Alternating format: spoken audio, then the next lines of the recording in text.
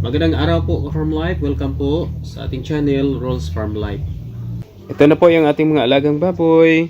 Ngayon po ay ka 42 day old na po nila. Isang buwan at 12 araw na po yung kanilang edad. Ito po, malalaki na po sila. At yung napaubos po nating hog starter pellets ay almost 9 sacks na po. Ito po, ka-Farm Life. Bibilangin natin yung sako. Ito na po lahat, ka-Farm Life po. Yung napaubos nating hog starter pellets sa ating 8 pirasong baboy. 1 month and 12 days po sila. Ito po, 1, 2, 3, 4, 5, 6, 7, 8,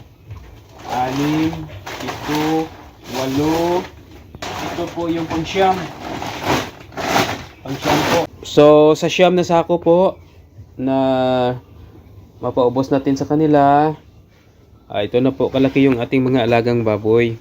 1 month and 12 days or 42 day old po sila ngayon. So, malalaki na po sila, mga ka-Farm Life. Ito na po.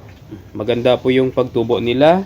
Nagpapakain po ako sa kanila 4 times a day po. Alas 6, alas 10 ng umaga, alas 2, pagkatapos po ay sa alas 8 po ng gabi. So, almost 4 times a day po natin silang pinapakain. Pure feeds po. Hindi pa po tayo naghahalo kasi nais po nating itry yung purong feeds. Maliban lang po sa mga binibigay nating pangmerienda sa kanila, sa puno ng saging, Madre de Agua, mulberry. Yun lang po yung additional na pakain sa kanila. So wala pa po tayong mixture. Hindi po tayo nagmi-mix kasi nais po nating i-try o i-experiment yung pure feeds lang po yung ating ipapakain sa kanila. Plus additional pangmerienda po. Titingnan po natin, mga ka-Farm Life, kung yung bigat po ba nila ay magiging katulad po nung first batch natin nung nag-alaga po tayo ng mga baboy.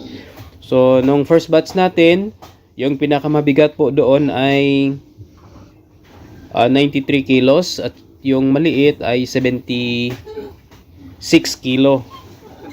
So titingnan po natin, ka-Farm Life, within 3 months kung may benta na po natin sila at kung ilan po yung timbang, average sa timbang ng ating mga alaga.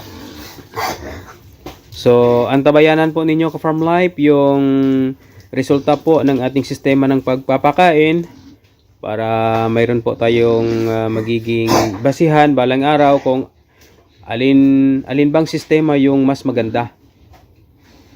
No? Yung naghahalo po tayo or gumagamit po tayo ng pure feeds.